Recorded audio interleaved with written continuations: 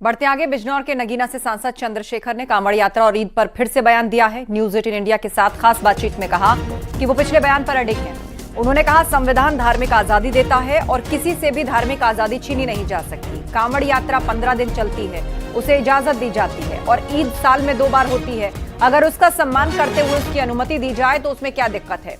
चंद्रशेखर ने कहा कि वो अगली बार कोशिश करेंगे कि सरकार सभी धर्म के लोगों को जैन, सिख, बौद्ध और मुस्लिम समाज की आस्था का भी सम्मान करे।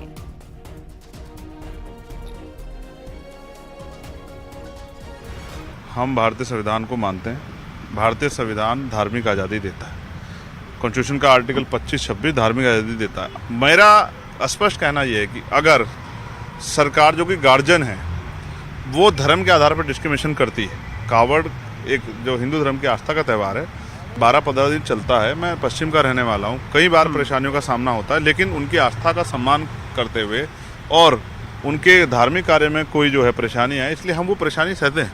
अगर 15 दिन हिंदू धर्म की आस्था का सम्मान करते हुए सब लोग जो हैं उसको स्वीकार करते हैं, तो अगर ईद ये साल में 2 बार होती है और 20 मिनट के लिए अगर वो सामूहिक रूप से नमाज पढ़ लें, जो कि ईदगाह के अंदर पढ़ी जाती है ना कि सड़क पे पढ़ी जाती है, तो मुझे लगता है कि परेशानी नहीं होनी चाहिए।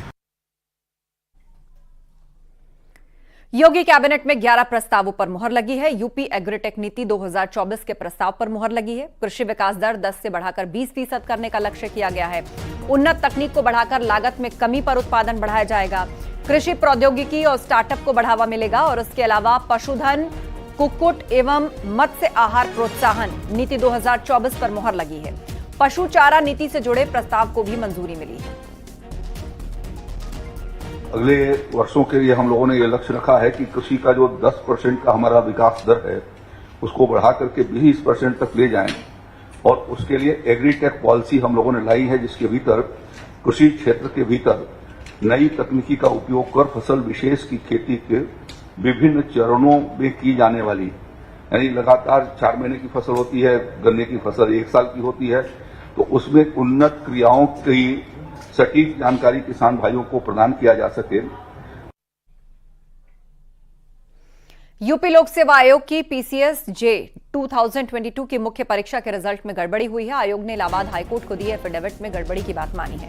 आयोग ने हाईकोर्ट में जानकारी दी है कि रिजल्ट तैयार करने वाले 5 अधिकारियों को दोषी मानते हुए 3 अधिकारियों को सस्पेंड कर दिया गया है। आयोग ने 5 अभ्यर्थियों की कॉपियों की अदला बदली की बात कबूल करते हुए हाईकोर्ट को बताया कि 25-25 कॉपियों के 2 बंडल्स बदल गए थे और इसी वजह से उन पर गलत कोडिंग हो गई थी। पीसीएस सिविल जज एग्जामिनेशन जो 2022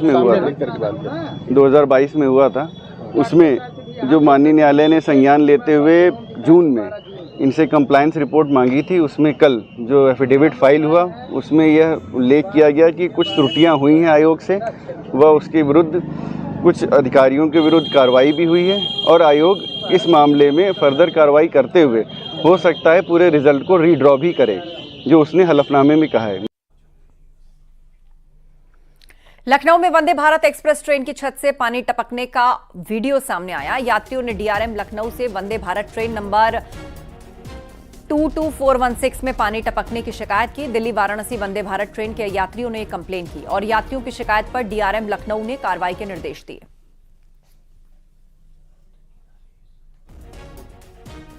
तो डीआरएम लखनऊ ने अब कार्रवाई के निर्देश दिए हैं। ट्रेन की छत से पानी टपकने का वीडियो सामने आया है। यात्रियों ने लखनऊ डीआरएम से इस बात की शिकायत की है।